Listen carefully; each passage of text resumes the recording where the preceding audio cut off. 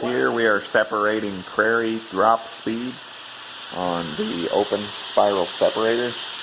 We are using the 4-inch in diameter core.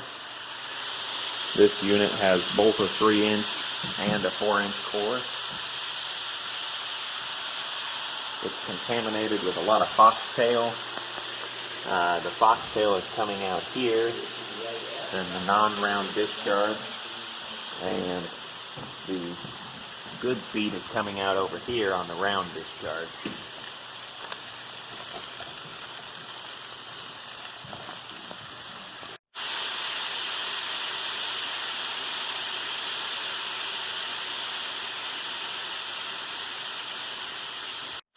The spiral works with gravity. The round seeds pick up speed and spiral out, and the impurities that are not round are staying in the cores and discharging out a separate chute.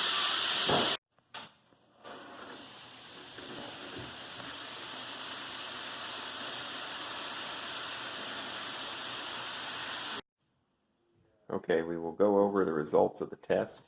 Here is the good seed, the accepts, and here's what the spiral rejected.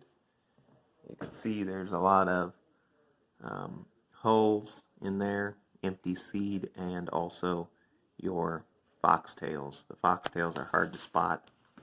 They'll probably be really hard to spot on the camera, but they would be the little triangular shaped, light colored green in color weed seed. Okay, so I turned the flashlight on my phone. Very nice option. And you can see a lot of the foxtail now, a whole lot better.